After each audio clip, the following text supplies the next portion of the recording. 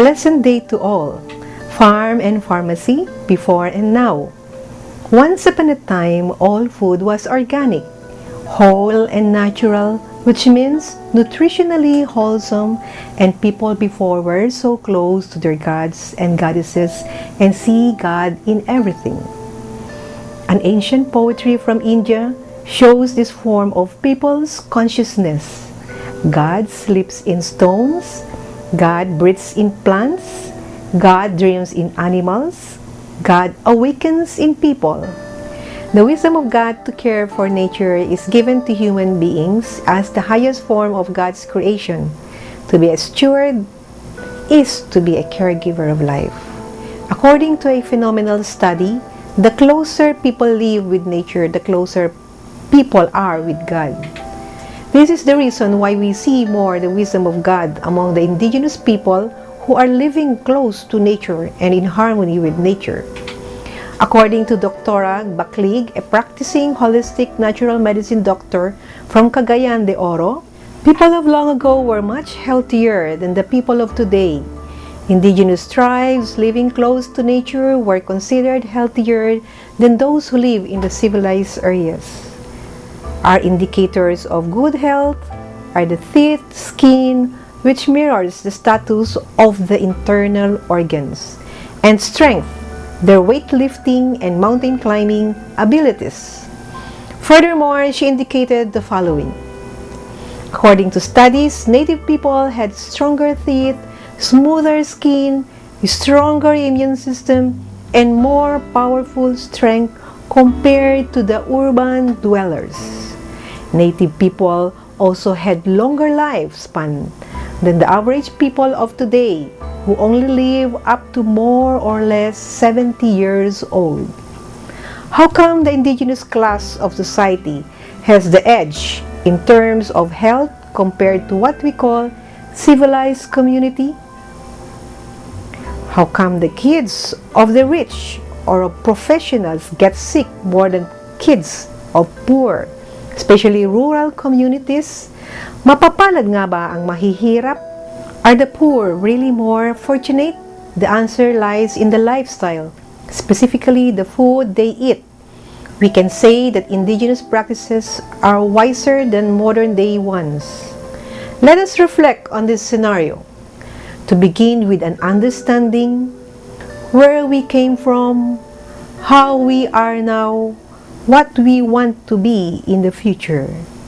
Are we a people for a greedy, ugly world? Or a people for a compassionate, beautiful world? I am Mary Josephine E. Kagurangan, 58 years old, born in Manila, with ethnic blood of Tingyan, Igorot, Ilocano, and Ibanag in the northern part of the Philippines. Agriculture graduate in 1979 and started to work with cause-oriented organizations like PRRM, Philippine Rural Reconstruction Movement, as a community organizer and agri-tech trainer advisor since 1979. After the EDSA revolution in 1986, I became an affiliate of the Good Shepherd Sisters when I participated as a volunteer worker at their Likas Lunas herbal production project while working at the Ikapati farm in UP Diliman. To promote a chemical-free farm with an approach on biodynamic agriculture, under Nicanor Perles, an internationally known concerned scientist activist. In 1995, I was challenged to participate in a research work on sustainable agriculture of Institute of Philippine Culture in Ateneo University under a research project coordinator, Maria Francisca Viado, who finalized the research output in a book form with the title Routing Sustainable Agriculture in the Philippines. From 1986 to 1997, I was given the opportunity to do further studies, local and abroad, focusing on the following life-giving initiatives: holistic healthcare with reflexology, basic acupressure, and naturopathy since 1986 from concerned healers and doctors practicing holistic medicine. Sustainable agriculture in UP Diliman under Nicanor Perlas in 1987. Indigenous genetic resource in Thailand under a scholarship sponsored by Sea Rice, an international cost-oriented organization in year 1990. A course on biodynamic agriculture based on holistic science in New Zealand and Australia under a scholarship from Anthroposophical Society of the Philippines endorsed by the Good Shepherd Sisters in year 1997. My greatest learning in this course comes from an advice of Master Podolinsky in Australia. Go back to your country, rich in volcanic soil, and learn from your indigenous people who are still naturally living generously in the mountains and seas. They know what is in their land that can save and restore life on earth. To fulfill my greatest learning, I am now with Silsila Dialogue Movement as a lay missionary since 2004 to assist the program on dialogue with creation and to continue a spiritual task to save the Philippines from hunger and poverty. This I can attain as I continue to explore the Philippine indigenous genetic resource with inspiration and encouragement from doctors practicing holistic natural medicine in Manila. Like Dr. Bernardita Martinez, still practicing natural medicine in Bacolod City at the retirement age of 65. With this orientation and passion in life for holistic, healthy living, I was branded as Mother Earth at Silsila Harmony Village. As such, I am discovering the abundance of God's gift in nature and rediscovering more as I go to the mountains, fields, and seas to listen and learn from our indigenous people from Luzon to Mindanao in the Philippine archipelago. And Mindanao is considered an equatorial land where there is more sun penetration, providing more opportunities for plants to grow better. This is the reason why in Mindanao, there are a lot of endemic equatorial native fruits and plants with potent nutritional and medicinal values. One common learning I realize among our living native people: see God in nature from soil to soul, so we may learn the wisdom how to care and live a life in harmony with all in God's creation. This stands true as we revisit popular living knowledge of native people in the Philippine soil, practicing holistic natural farming such as the following: Ifugao rice terraces, existing more than 2,000 years before Christ, and internationally recognized as one of the 7 wonders in the world due to its sophisticated architectural ecological landscaping that provided the Ifugao community substantial food with good health in harmony with nature. Hanunuo Mangyan, polyculture, according to an American anthropologist, Dr. Harold Conklin, the Hanunuo Mangyan in Bulalakaw, Oriental Mindoro, practice a rhythmical, consequential planting system that can grow 1,000 species of beneficial plants in 1,000 square meter, from grass to trees without disturbing a virgin forest ground due to an influence from nature's spirit. Tagalog Bahay Kubo. This originated among Tagalog revolutionaries and other revolutionaries in Luzon after the Japanese War to return back home with stable backyard livelihood. The wisdom in Bahay Kubo gardening is to plant crops in symphony with undesirable soil and undesirable climate, but nutritious enough to provide food at all times for good health among farming family members. Surplus is usually shared or sold to nearby market areas. And where I am now in Mindanao, particularly in Zamboanga City, I am encountering more beautiful learnings among native people living in the mountains and seas of Zamboanga City. They became my friends and attained several learnings from their actual practices of living traditions. They shared their secret living knowledge, particularly about their healing plants, from the wilderness with a perception of an understanding the symmetry of life in nature from soil to soul. However, I can only share learnings that are relevant, simple, and practical for everyone to grow native food, to be in good health, and to live in harmony with nature amidst the global crisis we are all facing. First part of my learning is about the significant beneficial native plants with native names and experiential accounts such as the following. From old Chavacano peasants, Siempre Vida, Caranda, Verdulaga del Monte, Verdulaga del Mar, Sarsalida, Kalingag, Canela, Bentuco, Tagba, Apasotis. From old Subanon peasant, Pitik-Pitik, Chula-Chula, Benloy, Payao, Tiogo, Gatak, Tetola. From old Tausug folk people, Patsal, Kamaungi, Kaumpang, Buton, Tambo-Tambo, Panyungan, Lato-Lato. I say these are substantial native healing plants due to potent medicinal properties with high nutritional value that I personally experienced to help my sister heal herself from a stage 4 cancer in the ovary in 2009. Today, she is declared free from cancer cells and still continues practicing holistic care as a lifestyle to avoid recurrence of cancer or growth of tumor cells. Also, I did further botanical investigation with the help of friends in the field of plant taxonomy and pharmacology that gave me a thorough understanding about the native plants from identified scientific name into identified medicinal and nutritional properties. A libretto about these identified beneficial native plants from the native people in Zamboanga City will be available. This can guide us in the healing process from several forms of illness or diseases we are commonly encountering. Second part of my learning is the practical approach on natural farming with life-giving caring system.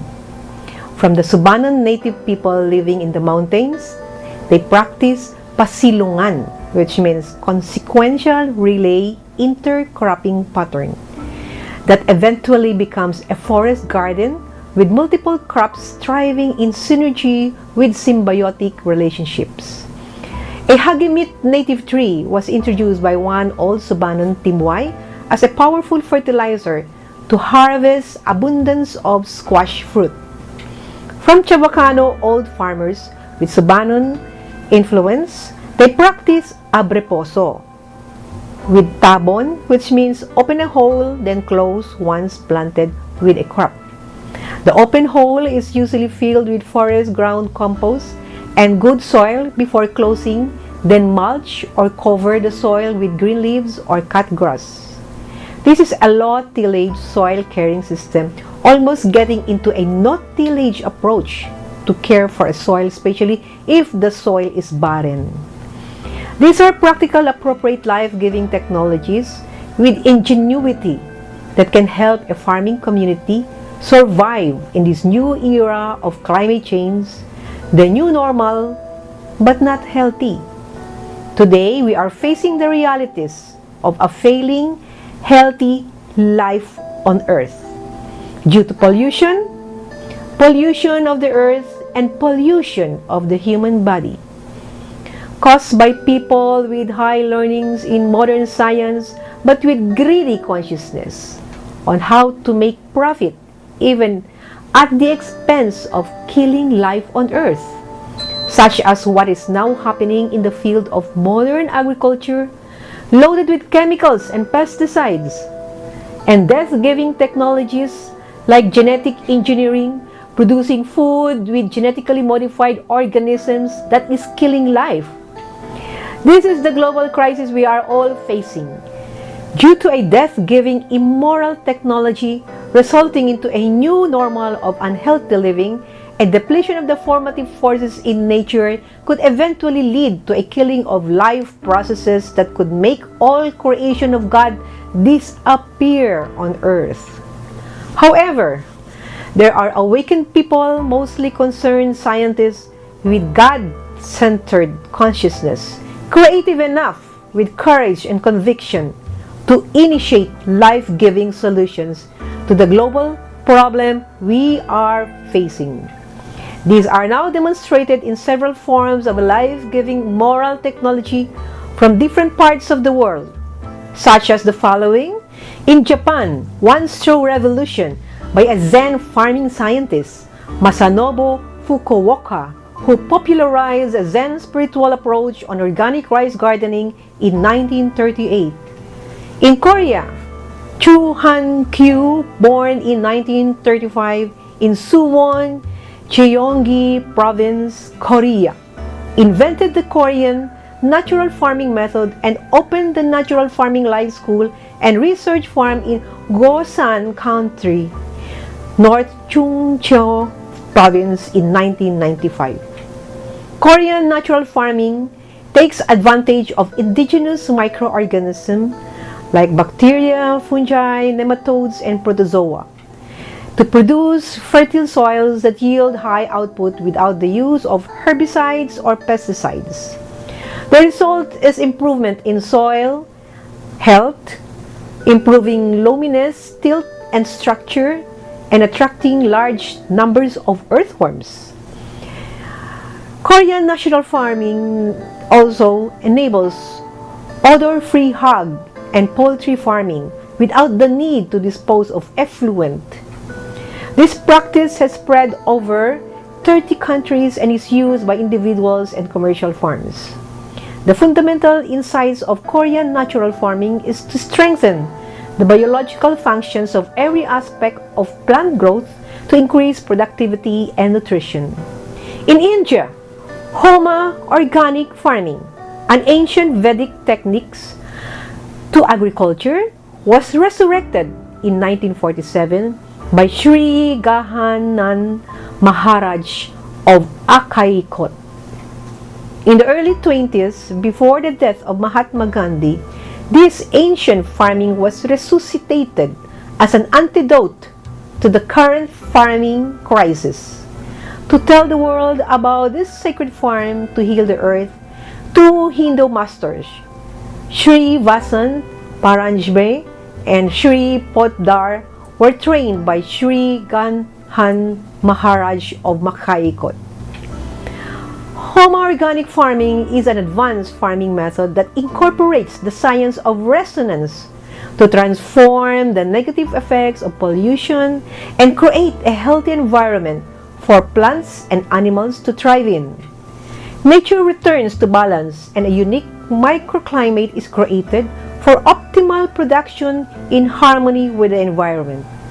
The full spectrum of bioenergetic and resonance techniques to achieve spectacular results over large areas of agricultural land is the vision in action. Homa farming produces superorganic food of highest nutrition and purity. In the modern era of India, a physics scientist and popular environmental activist, Vandana Shiva, recently presents plants to school children as part of the campaign Gardens of Hope. In China, resurgence of young organic farmers emerged since 2012 as a protest to materialistic, consumerist lifestyle in Beijing, China.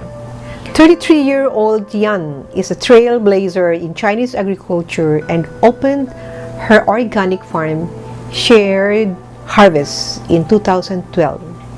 Wang, at 24 years old, decided to be an organic farmer in the city of Beijing, China, together with other young people in China in their early 20s.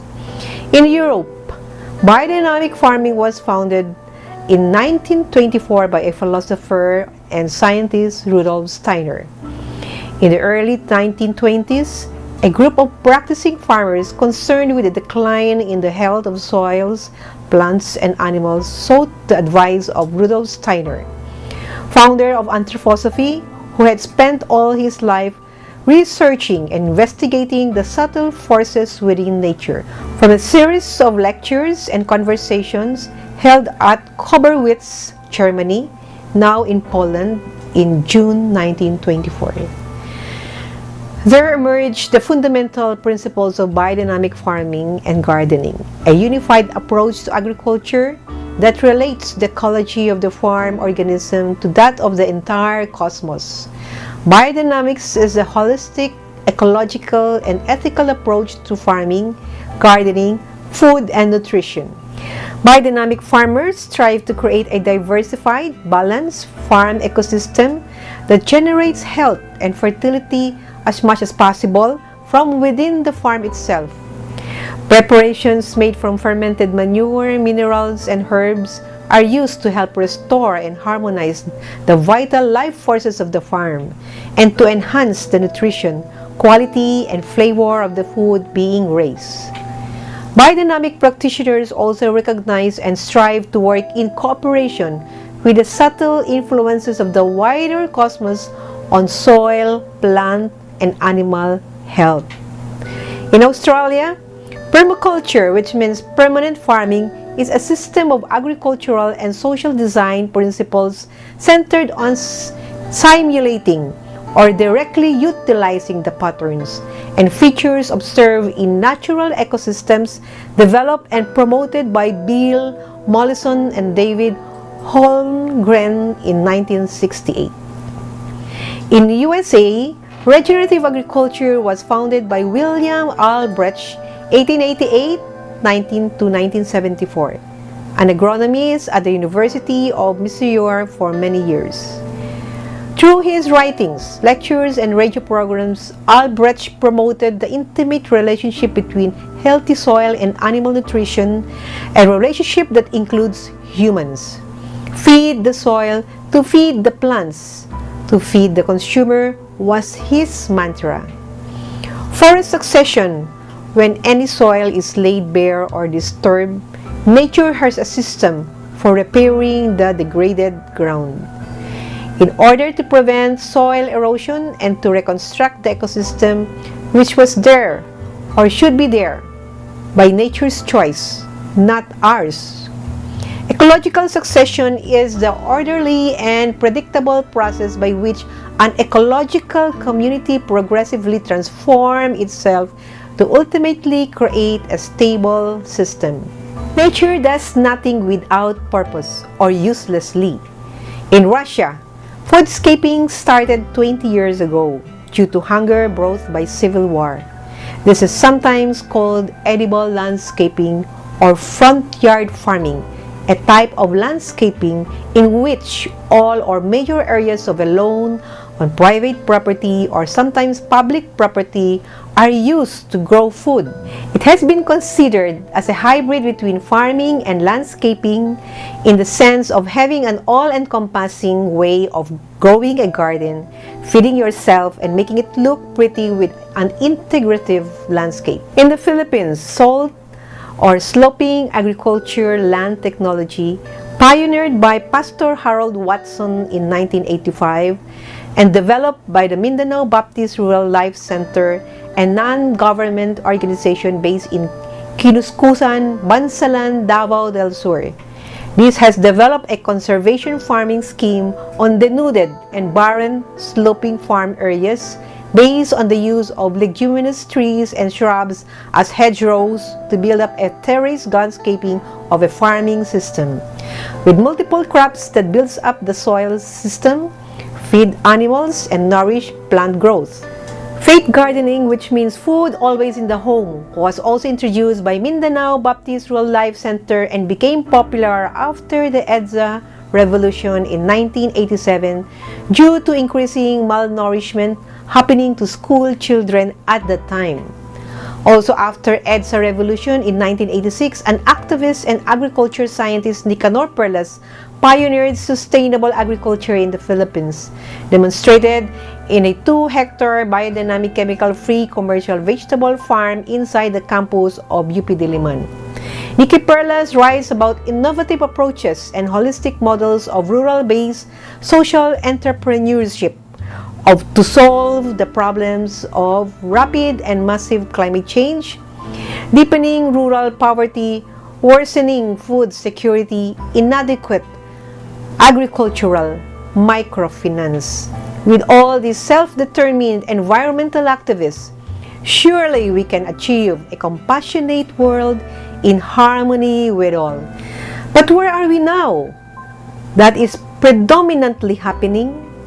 Let us understand that what went wrong in a holistic perception is a breakdown in the natural process of life that changes everything originally created naturally, beautiful, and perfect by the creator of the gift of life. This is what the Silsila Dialogue movement is trying to heal in this chaotic, violent, and polluted world. A holistic care initiative encapsulated in a simple form of a life-giving moral technology, efficient enough with a balanced biorhythm to provide humanity a God-centered, healthy life in harmony and peace for the common good of all.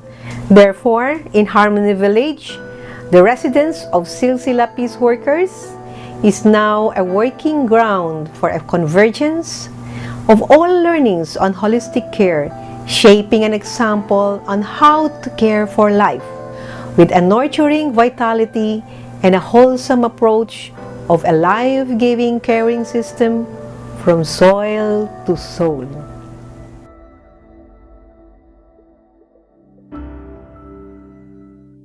Mabuhay ka, Mother Earth! Magandang buhay din, brother. Hey, in your talk a while ago, you said that you experienced living with the indigenous people, particularly in some parts of Mindanao and with the Mangyan of Mindoro. So, how did they transmit their knowledge on organic farming to their children, knowing that it is their concrete way of expressing their relationship with the environment? Actually, this is not known as an organic farming. It is actually an indigenous ethnic way of doing their traditional way of farming. Yes. Okay, so it is not transmitted consciously, but it is a way of life. So if it's a way of life, they keep on doing it, practicing it. So the children, they grow up learning from the practice. Okay, and the world right now is different. The world before is just exclusive in their own culture. But right now, we have the modern society, and children of the indigenous people are introduced into modern education. So it's up to the youth to believe to their elders or to believe to their educational system of doing the traditional form of farming that is most natural and spiritual. Okay. So, ma'am, what are the significance of this holistic farming in the context of our society today? Actually, holistic farming evolved and emerged at this time because of materialism.